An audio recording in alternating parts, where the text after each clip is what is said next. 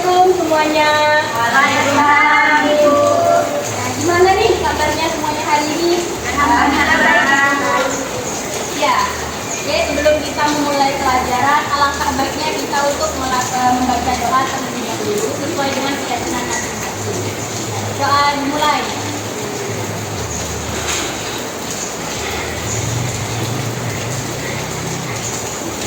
Doa selesai. Nah, sebelum kita lanjut ke materi berikutnya, kira-kira di materi sebelumnya itu ada pertanyaan atau belum ya? Ada ya. Jadi semuanya sudah paham ya? Karena tidak paham, materi hari ini kita akan membahas tentang pasar. Kita buka buku masing-masing di bab pasar. Bab pasar itu ada di halaman 31. Sudah ketemu semuanya?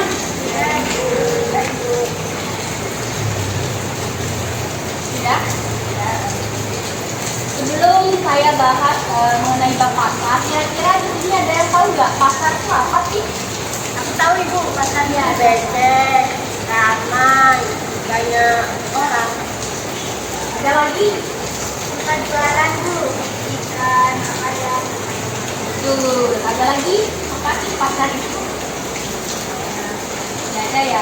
Benar, seperti yang teman-teman kalian jawab tadi. Pasar itu merupakan tempat menjual baju, tempat menjual ikan, tempat menjual sayur, dan tempat menjual buah-buahan. Benar, tidak salah.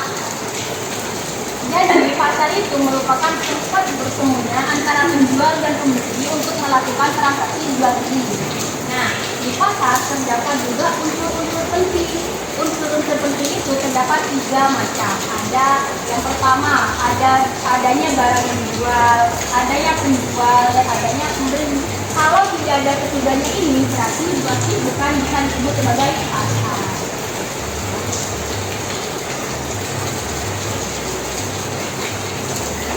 Nah, selain dari 3 unsur-unsur penting dari pasar, itu terdapat juga fungsi dari pasar. Yang mana itu fungsi dari pasar adanya fungsi pembentuk harga, adanya fungsi promosi, adanya juga fungsi untuk distribusi.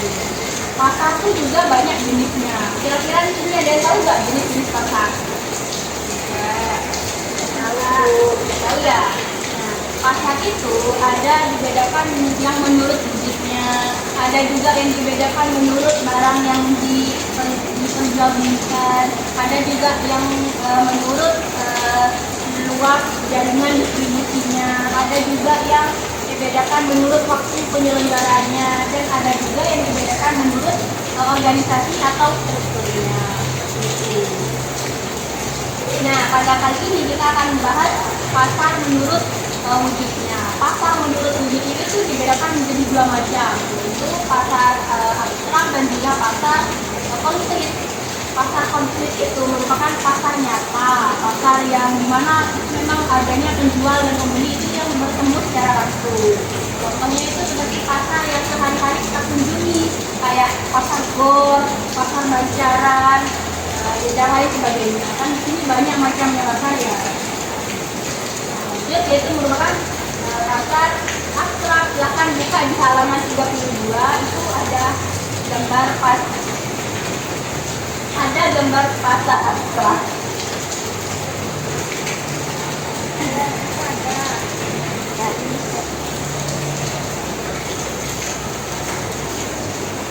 Nah,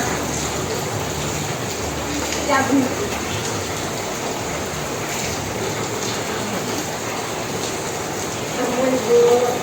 Tidak ya. Nah, pasar abstrak itu merupakan pasar yang antara penjual dan pembelinya itu tidak bertemu secara langsung. Contohnya kayak kita pesan pizza langsung diantarin sama orangnya. Jadi kita bisa memesannya itu lewat alat komunikasi. Kayak kopi itu juga termasuk pasar abstrak. Nah, selanjutnya yaitu adalah pasar menurut jenis barang yang diperjualbelikan atau barang yang diperdagangkan. Itu juga dibagi menjadi 2 macam, yaitu ada pasar konsumsi dan ada pasar produksi. Pasar konsumsi itu contohnya seperti pasar yang menjual ikan, pasar yang menjual sayur, pasar yang menjual buah-buahan, itu atau supermarket pasar konsumsi itu merupakan pasar yang memperjualbelikan barang-barang yang kita konsumsi sehari-harinya. Sedangkan pasar produksi itu merupakan pasar yang menyediakan keperluan faktor-faktor produksi. Contohnya pasar modal, pasar kayu yang dimana orang mebel itu membeli kayu ya untuk membuat alat-alat apa di rumah, contohnya kayak lemari gitu. Kita itu membeli kayunya itu di pasar kayu. Nah, selanjutnya yaitu adalah pasar yang dibagi menurut luas jaringan distribusinya. Itu dibedakan menjadi 4 macam.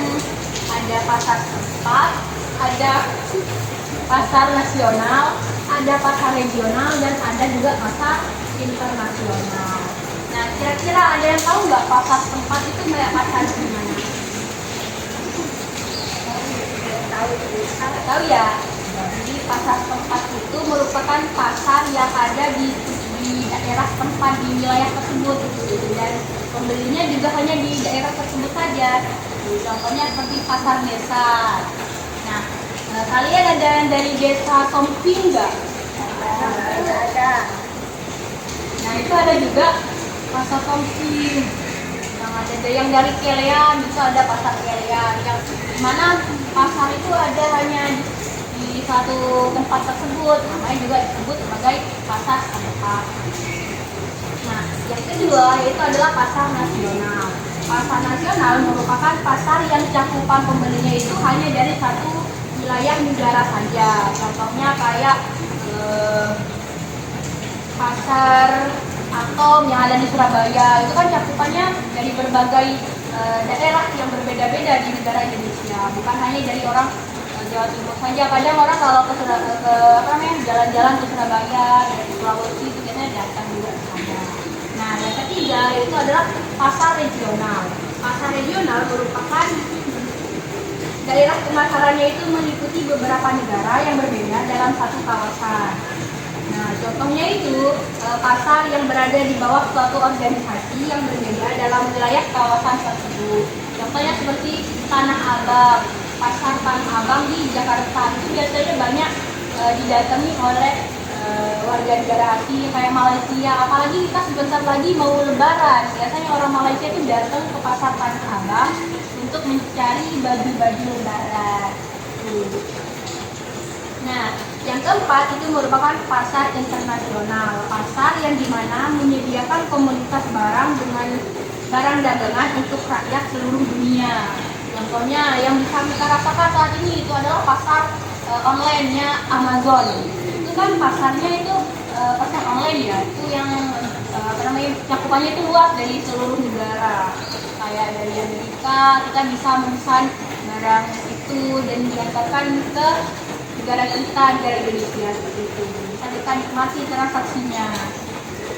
Nah, jenis pasar yang keempat yaitu pasar menurut waktu penyelenggaraannya. Itu juga dibedakan menjadi 4 macam. Ada pasar harian, pasar mingguan, pasar bulanan, dan pasar tahunan. Pasar harian, kira-kira kalian tahu nggak pasar harian itu apa? Benar, itu yang disebutkan teman kalian. Pasar harian itu merupakan pasar yang melakukan kegiatannya sehari-hari. Contohnya kayak pasar Rabuan, walaupun namanya Rabuan, tapi mereka melakukan kegiatan jual membeli itu setiap hari, tapi ramainya di hari Rabu. Gitu. Nah, yang kedua itu adalah pasar mingguan. Pasar mingguan itu merupakan pasar yang hanya diadakan 1 kali dalam seminggu. Ya, contohnya seperti di CFD alun-alun, Car Free Day, itu kan hanya dilalui 1 hari dalam seminggu. Sedangkan pasar bulanan itu merupakan pasar yang kegiatannya sebulan sekali. Jadi dia hanya melakukan kegiatan jual beli itu hanya sebulan sekali. Contohnya kayak pasar malam gitu kan, sebulan sekali. Nah, pasar tahunan juga pasar yang diadakan setahun sekali. Contohnya kayak di alun-alun, kalau kita selesai Ya, hari raya ketupat biasanya di sana tuh banyak menjual ketupat, di mana itu hanya dijual dalam setahun sekali. Nah, untuk yang kelima yaitu jenis pasar menurut organisasi atau strukturnya. Juga dibedakan menjadi dua macam. Ada pasar persaingan sempurna dan ada pasar persaingan tidak sempurna. Pasar persaingan sempurna itu di dalamnya banyak terdapat penjual dan pembeli yang sama-sama telah mengetahui situasi pasar maksudnya. Contohnya kayak pasar sayur mayur, pasar buah-buahan, dan pasar tekstil di Tanah Abang. Mereka itu tidak hanya menjual satu produk saja di pasar tersebut. Kayak pasar sayur mayur itu hanya menjual sayur-sayuran saja. Pasar buah-buahan hanya menjual buah-buahan saja. Nah, kita lanjut ke halaman 33. Bahkan pasar persaingan tidak sempurna. Pasar persaingan tidak sempurna itu merupakan pasar yang penjual dan pembelinya memiliki kebebasan dalam menentukan harga dan jumlah barang yang diperjualbelikan. Contohnya itu kayak penjual dan pembeli dapat memengaruhi harga. Nah, sebelum kita selesaikan materi hari ini, kira-kira di sini ada yang ingin bertanya tidak, atau masih ada yang belum mengerti mengenai materi yang sudah Ibu sampaikan tadi? Nah, apabila tidak ada, Ibu memberikan tugas kepada kalian. Kalian harus membaca materi hari ini di rumah. Apabila ada pertanyaan ketika kalian sudah membaca materi hari ini, maka kita sampaikan di minggu yang akan datang. Ya, silakan ditutup bukunya. Ya, sebelum pulang juga kita harusnya membaca hamdalah terlebih dahulu. Alhamdulillah. Baik, sebelum pulang mari kita membaca doa terlebih dahulu. Berdoa dimulai.